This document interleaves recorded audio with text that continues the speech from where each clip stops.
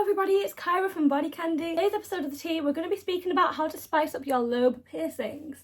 Before we get into that, as always, remember to like, comment and subscribe to BodyCandy. Make sure you see all of our videos and ignore the hair. It's hair dye day.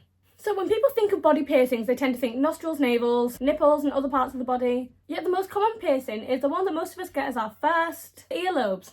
However, just because they're common on elementary aged kids doesn't mean they can't be fun and funky and offer loads of opportunity to express yourself. Let's take a moment to discuss the options for your lobes. You can get a second piercing alongside the earlobe next to your first. Obviously my first is stretched, but I have a second and third piercing. It's a classic look, it doesn't draw too much attention, but it's very cool.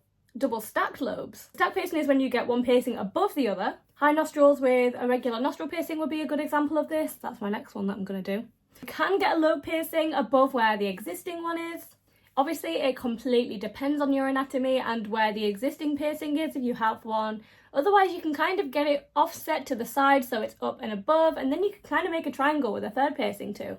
So as discussed, obviously triple lobes, so you can get 3 piercings in a row. This is less common, but it's still a fairly conservative look too. Stacked triple lobes, that's 2 piercings next to each other with the other one above. And then you can get 4 or more. Again, this is kind of depending on your anatomy and how much space you've got going on. At this point, the options are really endless. You can get them in a line to where the cartilage begins. You could zigzag them with a variety of different stacked aesthetics. The only limitations are obviously your imagination and how much space you've got, as previously mentioned.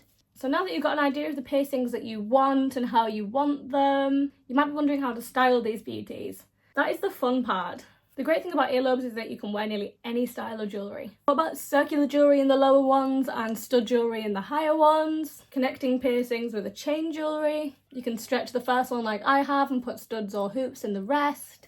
Earlobe piercings are often forgotten about in the world of body piercing, and it's sometimes kind of seen as something for children to get, but that is so wrong. It's the wrong attitude. Save some love for the humble earlobe piercing, which is where most modified people actually started. Happy piercing!